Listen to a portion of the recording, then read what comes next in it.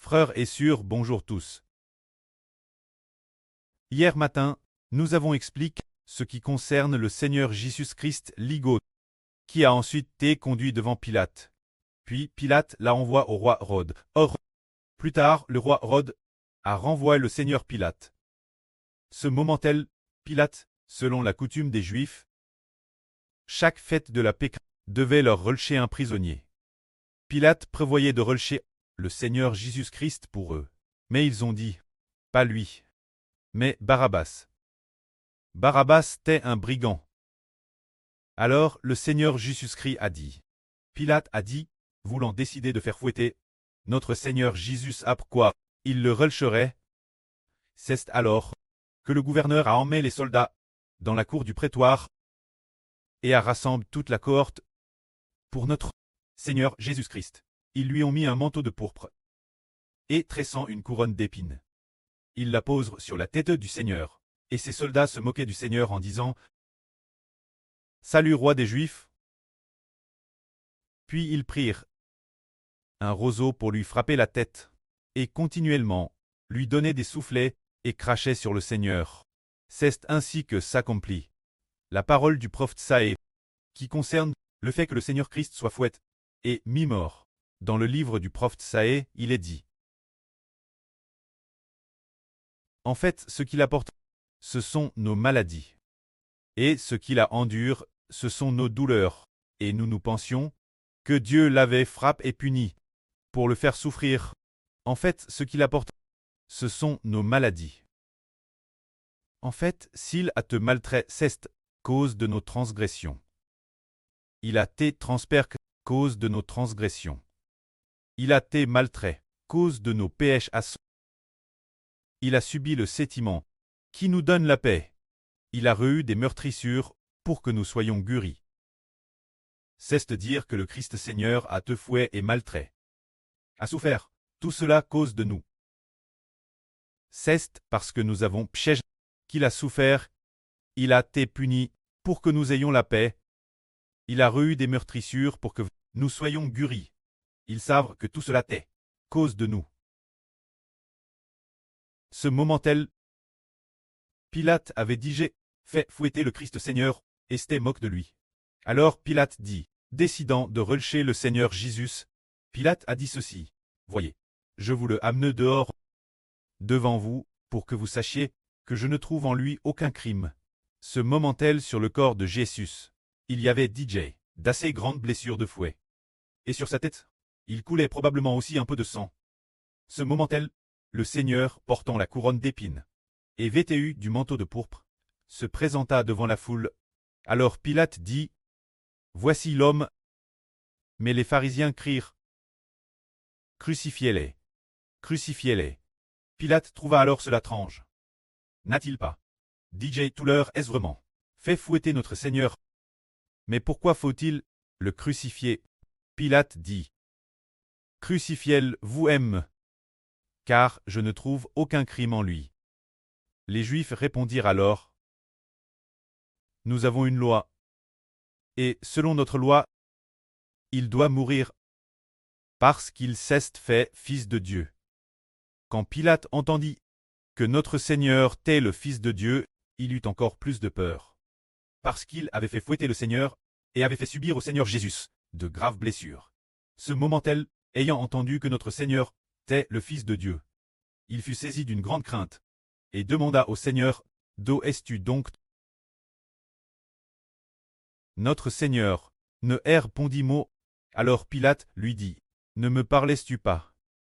Ne sais-tu pas que j'ai le pouvoir de te relâcher et le pouvoir de te crucifier? Le Seigneur répondit, tu n'aurais sur moi aucun pouvoir s'il ne t'avait été donné haut. C'est pourquoi celui qui me livre toi a un plus grand péché. C'est dire que le Seigneur dit, celui qui me livre toi a un plus grand péché.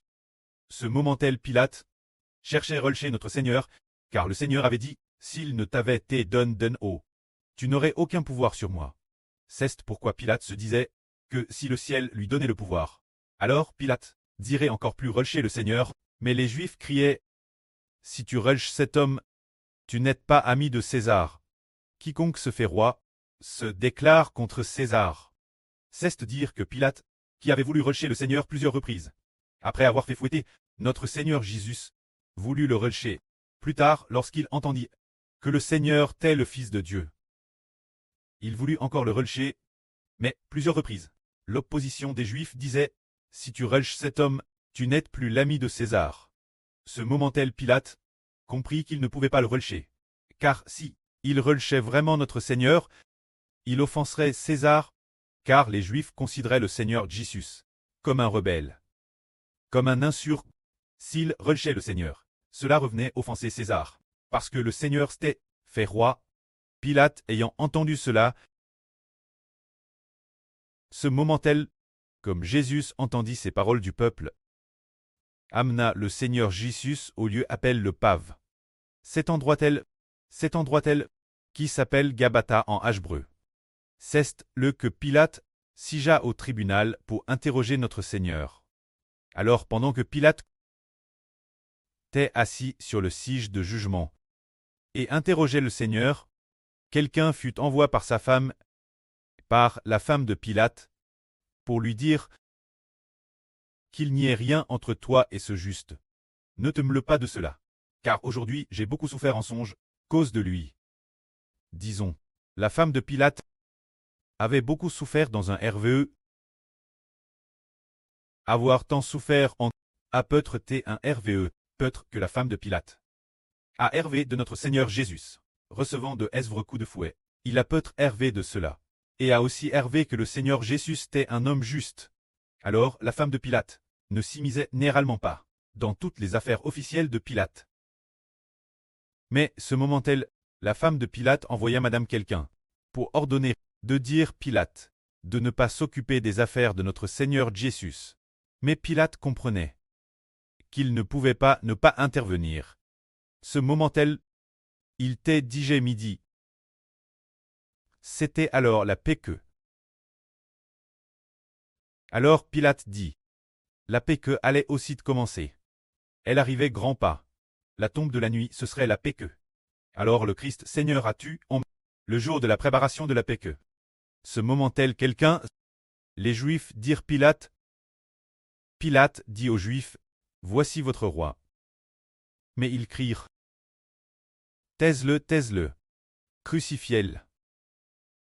Alors Pilate leur demanda, puis-je faire crucifier votre roi? Ils dirent, nous n'avons d'autre roi que César. Nous n'avons pas de roi. Pilate se rendit compte qu'un parler davantage ne servait rien. Au contraire, la foule allait aussi se révolter et provoquer des troubles.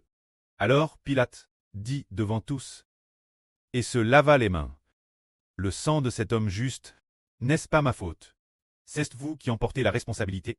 La foule dit, le paissage de son sang retombe sur nous et sur nos enfants. Alors Pilate se lava les mains, puis le livra aux Juifs pour qu'ils aiment le Seigneur Jésus pour le crucifier. Ainsi, le Seigneur Jésus-Christ fut emmené pour très crucifié.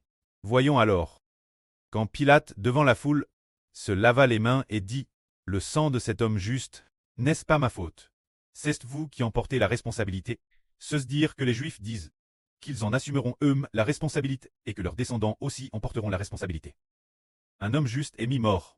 C'est le Rédempteur qui est mis mort, ainsi, tué par son propre peuple. Dans la prophétie biblique, il est dit que son propre peuple méprisera le Seigneur. Puis finalement, mettra le Seigneur mort. C'est le parcours du Christ Seigneur. Sur le point d'être mis mort, c'est aussi le parcours du jugement, d'être livré la mort.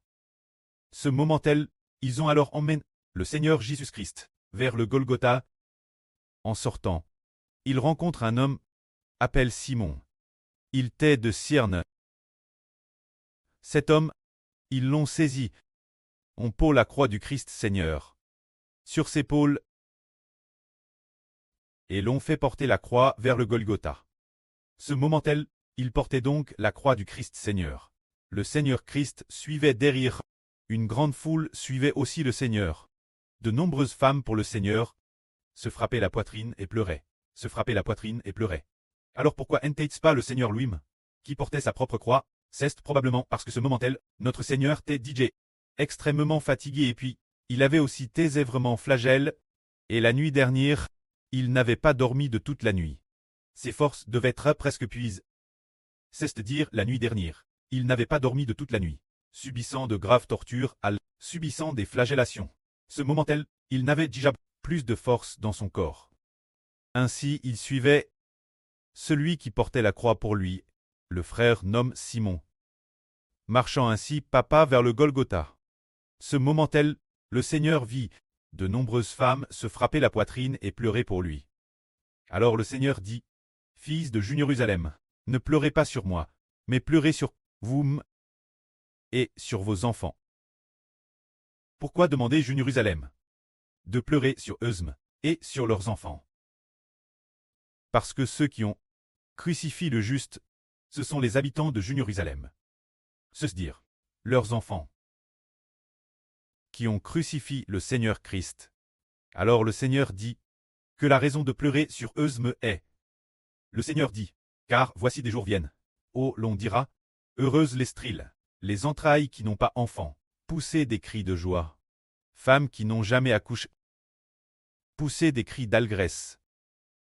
Levez la voix, car les enfants de la déesse seront plus nombreux que les enfants de celle qui a un mari, aura plus de fils, dit l'Éternel. Le texte de ce passage provient du livre du prophète Saë. Pourquoi le Seigneur Jésus-Christ a-t-il dit qu'une femme devait pousser des cris de joie, elle qui n'a jamais été enceinte, une femme qui n'a jamais enfant, pourquoi devait-elle pousser des cris de joie? Cette femme représente le royaume des cieux. C'est l'Éternel qui va abolir le royaume terrestre. Pour établir le royaume des cieux, c'est dire que un mari ne prend plus plaisir en sa concubine, mais prend plaisir en son épouse légitime. Ainsi, le sens de la concubine qui pleure est que, tout comme Abraham, qui a rejeté Agar, alors Sarah allait se réjouir. Cela signifie que Dieu, par son Fils, le sacrifice de la crucifixion du Seigneur Jésus, racheterait le royaume des cieux, donnant ainsi de nombreux enfants au royaume, mais ne considérait plus le royaume d'Israël au Moyen-Orient comme le royaume de Dieu, ni les enfants d'Israël au Moyen-Orient comme les enfants de Dieu. C'est pourquoi il est dit de dire aux filles de Jérusalem de pleurer sur elles-mêmes et sur leurs enfants. Car l'Éternel va maintenant abolir l'ancienne alliance, pour établir une nouvelle alliance, et par le sacrifice du Seigneur Christ. Il choisira le royaume des cieux pour son épouse, et parmi l'humanité, par l'élection et par l'évangile, les ramener au royaume des cieux, afin que le royaume ait de nombreux enfants. Dès que l'évangile du Seigneur Christ a été proclamé, Dieu ne considère plus les Israélites comme son peuple, mais plutôt ceux qui croient au Seigneur Christ, comme le peuple de Dieu. Amen.